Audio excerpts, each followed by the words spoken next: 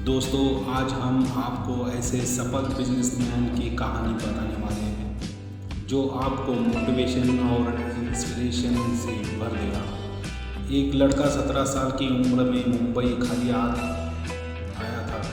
वह अपनी मेहनत और जुनून के बल पर एक सफल बिजनेसमैन बना और आज करोड़ों की कंपनी का मालिक है। उस व्यक्ति का नाम है प्रेम गणपति।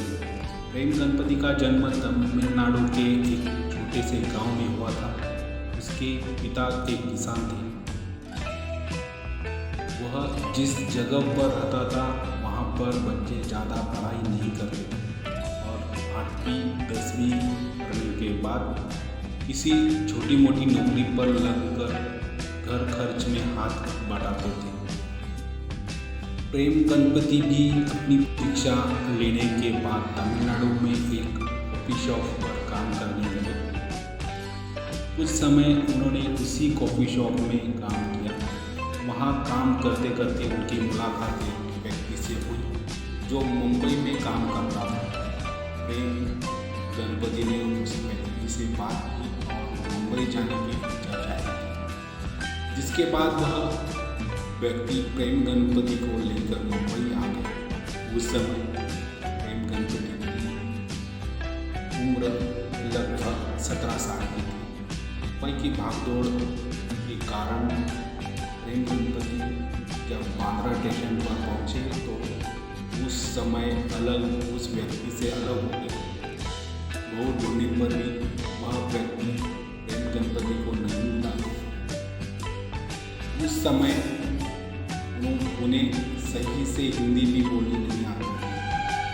वहीं पर प्रेम गणपति की मुलाकात एक तमिल व्यक्ति से हुई, जिसको प्रेम गणपति ने सारी बात बताई। तो उस व्यक्ति ने प्रेम गणपति को कहा कि तुम्हें चिंता करने की कोई ज़रूरत नहीं है, मैं तुम्हारी तमिलनाडु की टिकट कर देता हूँ, जिससे तुम अपने घर वापस जा सकते हो। पहले तो प्रेम गणपति को काफ़ी सुकून मिला कि कम से कम वह अपने घर तो पहुंच सकता है। लेकिन प्रेम गणपति ने सोचा कि वह अपने घर वापस जाने के लिए थोड़ी आया है। माना कि जो व्यक्ति ने उसे लेकर आया है वह व्यक्ति उससे बिछड़ गया है, लेकिन वह मुंबई में काम करने और अपनी स्थिति सुधारने के लिए गया है। प्रेम गणपति ने उस व्यक्ति को कहा कि अब मैं वापस तमिलनाडु नहीं जाना चाहता, मैं मुंबई में रहकर कोई काम ढूंढकर काम करूँगा।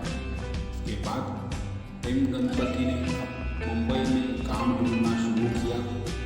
शुरू में किसी ने भी प्रेम गणपति को काम करने मना किया, लेकिन काफ़ी मशक्क़त और ढूंढने के बाद प्रेम गणपति को एक बेकरी में बर्तन धोने का काम किया। प्रेम ने बेझिझक वह काम किया और कुछ समय के बाद वहाँ से काम छोड़कर टी शॉप पर एक वेटर के रूप में काम करने लगे। टी शॉप में काम करते करते प्रेम गणपति को कस्टमर सर्विस का काफ़ी एक्सपीरियंस मिला, जिसका उन्होंने बाद में काफ़ी फ़ायदा उठाया। प्रेम गणपति की चाय की दुकान में आने वाले कस्टमर से बहुत अच्छे से पेश आते हैं, जिसके कारण उस दुकान में कस्टमर आने बढ़ने लगे और सभी कस्टमर प्रेम गणपति की सर्विस के लिए ढूंढते थे। प्रेम गणपति को कस्टमर बहुत टिप देते थे। उसकी चाय की दुकान में एक कस्टमर आता था, उसने प्रेम की सर्विस से खुश होकर एक टी शॉप खोला और प्रेम गणपति को पार्टनर बनाया। प्रेम गणपति की लगन और मेहनत से वह बिजनेस अच्छा चलने लगा, जिसके बाद उस व्यक्ति के मन में लालच आ गया और वह सोचने लगा कि बिजनेस में सभी पैसे उसने लगाए हैं तो वह प्रेम गणपति को आधा पैसे क्यों। इसलिए उसने प्रेम गणपति को बिजनेस से निकाल दिया। उसके बाद प्रेम गणपति वापस बेरोजगार हो गए और काम की तलाश में थे।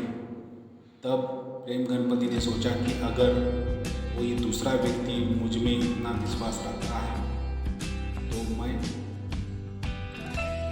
लगता है कि मैं उसका बिजनेस चला सकता हूँ। तो मुझे खुद के ऊपर भी विश्वास रखना चाहिए। प्रेम गणपति ने इसी विश्वास के साथ 1000 रुपये की अपनी जमा पूंजी से मुंबई के वासी में अपना इडली डोसा का स्टॉल बनाया। प्रेम गणपति की मेहनत से वह स्टॉल बहुत ही अच्छा चल रहा था। इडली डोसा स्टॉल के से उनकी काफ़ी कमाई हुई, लेकिन रोड पर स्टॉल होने के कारण नगर परिषद के लोग उसे काफ़ी परेशान करते हैं। इसलिए प्रेम गणपति ने अपना खुद का रेस्टोरेंट खोला, जिसका नाम Prem Ganapati south Indian fast food रखा, जिसका नाम बाद में बदल कर डोसा प्लाजा रख दिया। वह रेस्टोरेंट भी थोड़े समय में अच्छा चलने लगा, जिसमें प्रेम गणपति ने काफ़ी स्टाफ रखा। उन्हें किसी व्यक्ति ने बताया कि पास में एक सेंट्रल मॉल खुल रहा है और उसमें एक आउटलेट खोलने का सुझाव दिया। मॉल में उस समय प्रेम गणपति के लिए आउटलेट खोलना काफ़ी महंगा था, लेकिन फिर भी उन्होंने मॉल में अपना आउटलेट खोला। यह आउटलेट इतना अच्छा चला कि प्रेम गणपति को बहुत से लोग जानने लगे। लोग बहुत दूर दूर से इडली खाने के लिए उनके स्टॉल पर रेस्टोरेंट और आउटलेट में आने लगे। प्रेम गणपति ने अपनी इडली डोसा में बदलाव किए और इडली डोसा में पनीर, नूडल्स और अलग अलग तरह की चटनी के साथ बनाने लगे। ऐसा इडली डोसा लोगों ने पहले कभी नहीं खाया था, जिसे लोगों ने बहुत पसंद किया। प्रेम गणपति ने अपने खाने की वैरायटी के साथ ब्रांडिंग को जोड़ दिया। लोगों के द्वारा बहुत अच्छे रिस्पांस के कारण उन्होंने 5 साल के अंदर ही 21 आउटलेट खोल दिए। अब लोग उनके रेस्टोरेंट की फ्रेंचाइजी लेने के लिए आने लगे। धीरे धीरे उन्होंने अपना डोसा प्लाजा के आउटलेट इंडिया के 7 देश में Australia, New Zealand, Singapore, Abu Dhabi, Dubai, US, UK और कतर में भी खोला।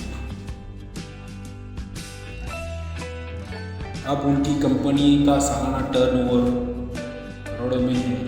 उन्होंने अपनी लगन और मेहनत के कारण एक छोटे से गांव से निकलकर एक सफल बिजनेसमैन बन गए। वह अपनी किस्मत के भरोसे नहीं रहे और अपनी मेहनत के बल पर एक सफल व्यापारी बन गए। यदि आप अपनी ज़िंदगी में कुछ करना चाहते हैं और एक सफल बिजनेसमैन बनना चाहते हैं, तो आपको भी किस्मत के भरोसे कभी ना रहकर अपने हाथों से मेहनत के द्वारा अपनी किस्मत को बदलना चाहिए। हम उम्मीद करते हैं कि ये कहानी आपको